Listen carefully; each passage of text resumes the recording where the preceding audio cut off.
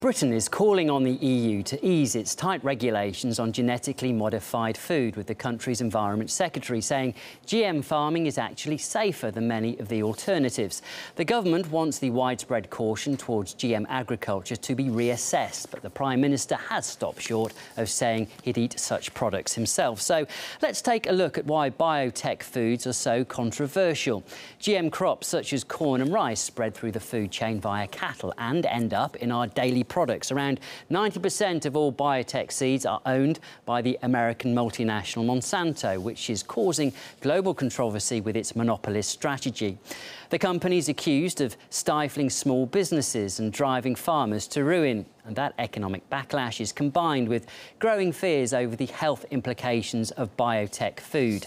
Anti-GM activists are raising the alarm. They warn of side effects ranging from simple allergies to devastating immune problems. But environmental groups, including Greenpeace, are playing down those claims. They say it's too early to say whether the doctored crops are good or bad, but stress the dangers of experimenting on consumers. For more on this, here's RT's Polly Boyko. It's controversial, but Britain's Environment Secretary says that the public should embrace genetically modified food. It's a hard sell, though. Campaigners say it's dangerous to human health, whereas the scientific community supports the technology. And if it is as safe as they and the government are sure it is, then the argument for GM food is quite compelling. It would allow farmers to grow crops in tough conditions and thus help to feed hungry mouths around the world. The US and Brazil are already massive producers of the stuff, and the British government says the UK shouldn't be getting left behind. Well, to talk more about this, I'm joined by Dr. Robert Verkek. He's the founder for the Alliance for Natural Health, which campaigns against GM foods. Dr. Verkek, there are a billion hungry mouths in the world, and we're being told that this technology is safe. Shouldn't we embrace it in that case? Well, if you look at all the real developments in raising yields, it hasn't actually occurred through GM. It's occurred through conventional breeding practices. Some of the greatest success stories, even in the last 5 years, have been related to traditional propagation techniques. We've got to remember that the safety issue is divided between both health effects and environmental effects. And we know that the European authorities have probably one of the most comprehensive evaluation systems compared with other parts of the world, but only 2 crops have actually got through the net for cultivation. Over 50 have been approved for consumption, but of course the majority of it's given to animals and not to humans. What are the risks in this case? How is it dangerous to human health?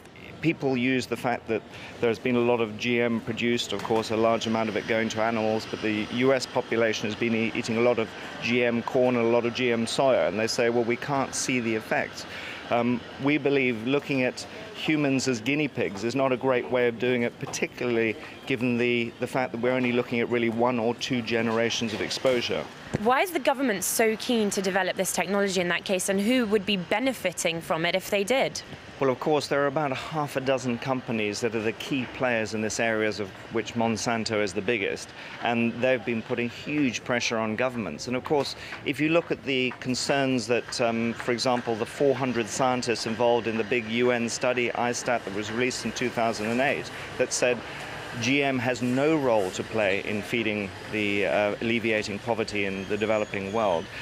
They're also saying that the biggest problem is concentrating the agricultural resource, and particularly seed supply, in the hands of a few companies. And these companies have a lot of sway with the major governments in the world, including the UK government. Dr. Verkek, many thanks for your comments. Well, as one environmental group said, the British government's attempt to get GM food back on the menu is like flogging a dead horse. And despite any of the scientific arguments for it, one thing that you can't argue with is that GM food just doesn't have a good reputation. A survey last month showed that only 21% of the UK population supports the technology.